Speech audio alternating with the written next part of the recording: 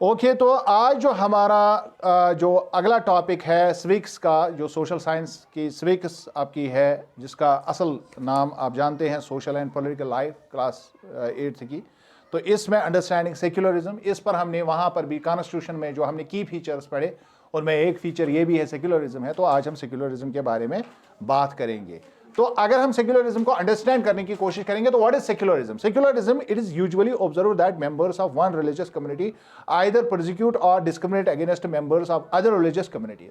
अगर आप देखेंगे कि दुनिया में ये देखा गया है कि एक तबके के लोग दूसरे तबके पर जो है दूसरे रिलीजन के मानने वाले लोगों पर हमेशा कोशिश करते हैं उनको दबाने की, उनको प्रोसिक्यूट करने की, उनको जुल्म करने की कोशिश करते हैं। ये अक्सर बेशतर दुनिया में देखा गया है, आज भी ये जारी है और हमेशा से था, क्योंकि लोग काफ़ी नैरो माइंडेड, अभी मैं बात कर रहा था आपसे रिलीजन के बारे में, तो अक्सर बेशतर लोग नैरो माइंडेड है तो एक दूसरे को दबाने की कोशिश करते हैं।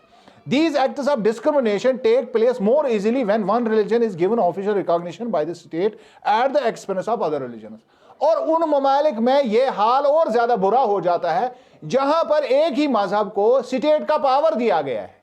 एक ही मजहब के मानने वालों का जो मजहब है उसको स्टेट ने अपना मजहब बना दिया है, तो फिर उनको स्टेट का भी ताकत अपने हाथ में मिलता है। नतीजा क्या निकलता है कि वहां के जो बाकी कम्युनिटीज होते हैं उनके साथ ज्यादती होती है, उनके साथ clearly no one would wish to be discriminated against because of their religion nor dominated by another religion। हालांकि इंसानी तौर पर सबकी ख्वाहिश यही है कि मुझे कोई मेरे ऊपर जोर जबरदस्ती ना करे, मुझे ना दबाया जाए इस वजह से कि मैं कोई और मजहब मैंने कोई और मजहब इख्तियार किया है, कोई ये नहीं चाहता है। So therefore people need such an ideological basis what could help them to get rid of the religious discrimination, and the solution is secularism। अब मसला यह है कि लोग चाहते हैं कि कोई ऐसी आइडियोलॉजी आए जहां पर इंसान को मजहब मानने का भी उसको अच्छी तरह से मौका मिले और किसी स्टेट में वो अच्छी तरह से रहे भी। तो इसके लिए एक आइडियोलॉजी का नाम जो है, जो दुनिया में वजूद में आया, तो इस तरह से हम समझते हैं दैट इज कॉल्ड सेक्युलरिज्म। उसी को हम क्या कहते हैं? सेक्युलरिज्म कहते हैं। So actually what is secularism? बहुत दफा मैंने आपको ये पढ़ाया, बोर्ड पर मैंने आपको सिखाया सेक्युलरिज्म क्या है। आज हम इसको रिकॉर्ड पर रखने के लिए इसको एक मरतबा फिर समझने की कोशिश करेंगे। Secularism refers to the separation of religion from the state. बहुत दफा मैंने कहा कि मजहब से आजाद मुल्क को हम सेक्युलर कहते हैं, जो मजहब से आजाद है, जो मजहब से आजाद है। And allow individuals the freedom to live by their religion and beliefs and practices as they like. और लोगों को आजादी देता है अपने मजाहिब पर अमल करने की, जिस तरह से वो चाहे उस तरह से। इसको कहते हैं सेक्युलर, इसको कहते हैं सेक्युलर। लेकिन एक पॉइंट और भी मैंने बार बार आपको बताया, they are also free to interpret and propagate their understanding of religion until it is not violating law of the constitution।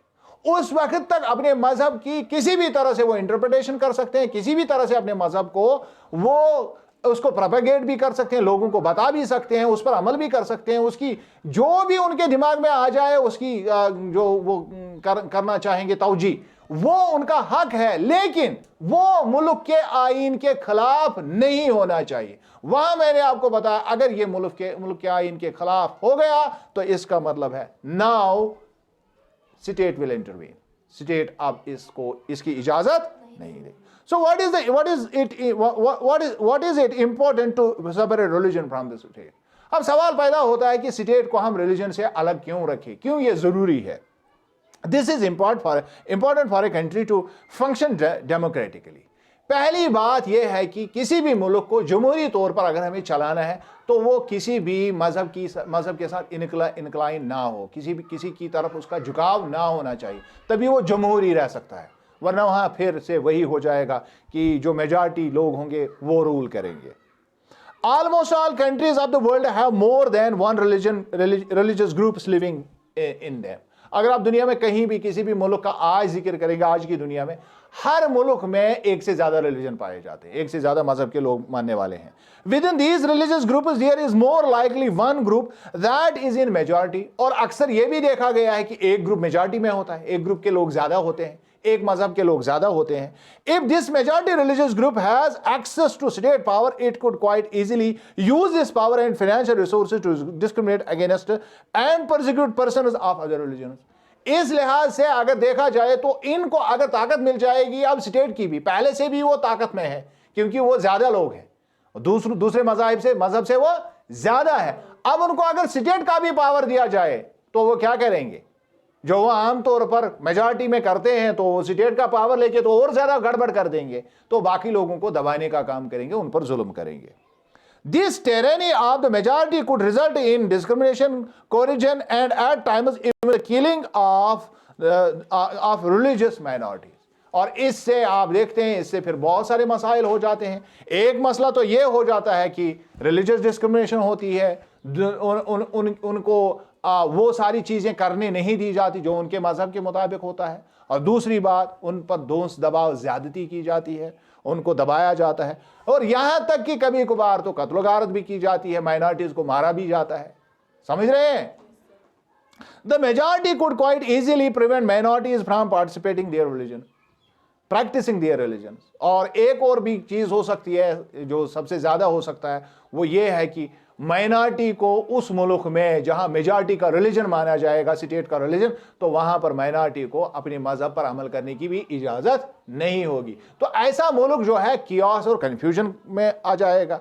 It is also important to separate religion from the state in democratic societies because we need to protect the freedom of individuals to exit from their religion. एक और मसला यह भी है कि democratic countries को चलाने के लिए स्टेट को रिलीजन से अलग इसलिए भी रखना है ताकि जो मजाहिब, जो भी कोई इंडिविजुअल इख्तियार करना चाहता है उसको वो इख्तियार मिल जाए। एम्ब्रेस अनदर रिलीजन और have the freedom to interpret religious teachings differently. और या कोई और मजहब इख्तियार करना चाहिए। जैसे मैं अभी आपको कह रहा था कि मैंने अपने बच्चे को सिखाया कि मेरा मजहब क्या है और मैं किस चीज को मानता हूं, उसके बारे में उसको फैसिलिटेट भी किया। अब ये उसकी मर्जी है कि वो क्या इख्तियार करता है, आगे वाली लाइफ उसकी, मेरे हाथ में नहीं होगी। जब वो खुद इस बात का फैसला करने वाला होगा तो उस वक्त मैं उसको जबरदस्ती से मेरे मजहब पर पाबंद नहीं कर सकता हूं। This is called secularism. इसको क्या कहते हैं? Secularism. What is Indian secularism? अब सवाल यह है कि इंडिया भी एक सेक्युलर कंट्री है, लेकिन यहां का सेक्युलरिज्म किस तरह से हम समझेंगे? Although India is not strictly separate from religion, it does maintain a principled distance vis-a-vis religion। हालांकि अगर हम इंडिया को देखेंगे तो यहां पर प्योरली, जिसको सेक्युलर कहते हैं, प्योर सेक्युलर इंडिया में नहीं है, क्योंकि ये किसी जगह पर रिलीजन में इंटरफियर भी करता है हमारा कानून। कहां पर करता है, किस तरह करता है, इसको समझने की हमें जरूरत है। This means that any interference in religion by state has to be based on the ideals laid out in the Constitution। अब सवाल यह पैदा होगा कि यहां पर जो मजहबों के बारे में जो इंटरफियर यहां पर हुकूमत कर सकती है वो कॉन्स्टिट्यूशन के ऐन मुताबिक होनी चाहिए। हमारा सेक्युलरिज्म थोड़ा सा दुनिया से डिफरेंट है। The Indian state is secular and works in various ways to prevent religious domination. और हम इस वजह से कहते हैं कि इंडिया जो है मजहबी उमूरात में थोड़ी बहुत मुदाखलत के बावजूद भी हम कहते हैं कि इंडियन स्टेट जो है सेक्युलर है। उसकी बुनियादी वजह यह है कि यहां पर कोई रिलीजियस डोमिनेशन जो है कानूनी तौर पर जायज नहीं है। तो strategy of distancing itself from religion, पहली बात कि इसमें कुछ तरीके इस्तेमाल किए जाते हैं। किस तरह से हम इंडिया की स्ट्रेटजी को समझेंगे? पहली स्ट्रेटजी यह है कि स्टेट ने अपने आप को थोड़ा सा दूर रखा है मजहब से। पहली बात यह है, मजहब से दूर रखा है अपने आप को। For example, government offices are not suppose to display और प्रमोट एनी रिलीजन। इसमें आपको यह पता है कि गवर्नमेंट के ऑफिस में हम किसी भी मजहब को प्रमोट नहीं करते हैं। हम किसी एक खास मजहब को ये नहीं कहते हैं कि यहां इस गवर्नमेंट के बिल्डिंग में, इस इंस्टीट्यूशन में, इस स्कूल में, इस अस्पताल में इस मजहब के हिसाब से यहां पर काम होगा, इसके फेस्टिवल मनाए जाएंगे, ये किया जाएगा, वो किया जाएगा, इस मजहब का यहां पर ये होगा।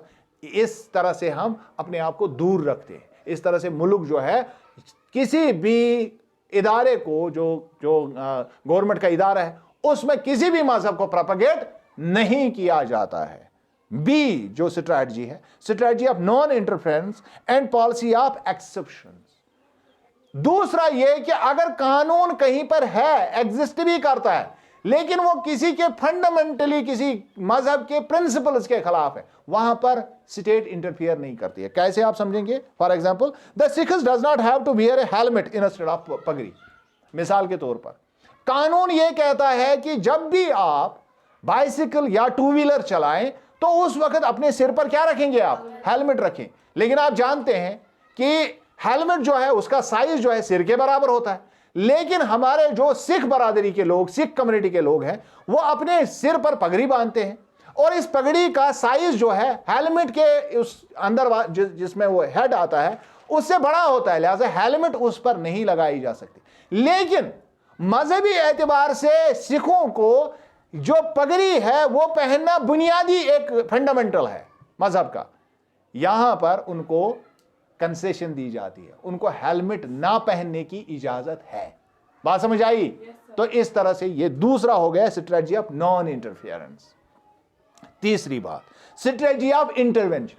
अब मजहब को कहां पर रोकेगा स्टेट, यह भी एक प्रोविजन है। उसमें दो तरीके हैं, that is policy of prohibition, यानी किसी भी चीज को जो कॉन्स्टिट्यूशन से टकराएगा, मजहबी चीज जो भी कॉन्स्टिट्यूशन के साथ टकराएगा मेन चीज, तो उसको क्या किया जाएगा? उसको प्रोहिबिट किया जाएगा, उसको रोक दिया जाएगा। For example, ban on untouchability.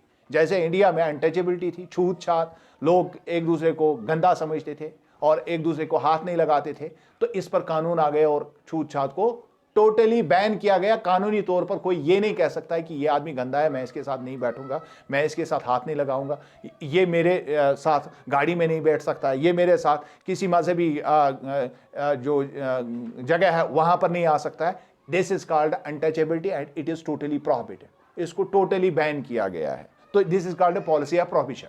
क्या कहते हैं इसको? फिर आता है दूसरा, पॉलिसी ऑफ प्रमोशन। किसी चीज को प्रमोट भी किया जा सकता है कि कोई मजहबी काम है लेकिन मुल्क को इससे फायदा है, मुल्क के सेक्युलरिज्म को इसका फायदा। For example, the right to religious communities to set up their own schools and colleges and grant of financial aid to them.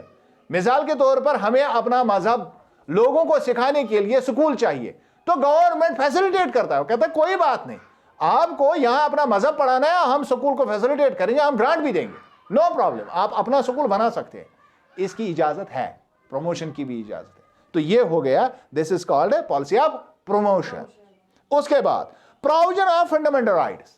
उसके बाद फंडामेंटल राइट्स दिए गए हैं ताकि कोई दूसरे शख्स को दबाए ना। Thus the Indian secularism is different from that of other domestic democratic countries because the separation between state and religion means to them that neither the state nor religion can interfere in the affairs of one another. और यहां पर fundamental rights के अलावा हमें यह भी कहा गया है कि आप किसी के मजहब के अंदर ना अमल दखल दे सकते हैं, ना किसी को रोक सकते हैं। हाँ, अनलेस, पहले ही वो बात हमने क्लियर की, अगर वहां पर कोई मसला आपसे हो रहा है तो अब आपको फंडामेंटल राइट्स मिलेंगे। क्या मिलेंगे? जो आपको हक देता है right to religion, freedom of religion. तो वहां पर आप फ्रीडम ऑफ रिलीजन का इस्तेमाल करके अपने मजहब पर अमल कर सकते हैं। लेकिन फिर वही बात कि रिलीजन का इस्तेमाल करने के बाद अगर कोई चीज आपके रिलीजन का कानून से टकराता है तो वहां कौन सी चीज मानी जाएगी? कानून माना जाएगा। अब अगर ये इतना बड़ा कोई मसला नहीं है जिससे लोगों को प्रॉब्लम होती है तो वहां पर आपको कंसेशन भी मिल जाती है, जैसे कि सिखों को पगड़ी पहनने की, हेलमेट के बदले पगड़ी पहनने की इजाजत है। समझ रहे हैं मेरी बात? तो अब हम समझ गए कि इंडिया जो है वो सेक्युलर स्टेट है। किस तरह से सेक्युलर स्टेट है? क्योंकि ये डायरेक्ट इंटरफियरेंस किसी भी मजहब में नहीं करती है unless there is a valid reason, constitutional reason अगर नहीं है, और दूसरी बात ये किसी भी मजहब को प्रमोट नहीं करती है। तो ये था हमारा चैप्टर, ये इसकी समरी थी, और इसको आप वीडियो को एक मरतबा फिर देखेंगे तो ये चैप्टर इंशाल्लाह क्लोज हो जाएगा।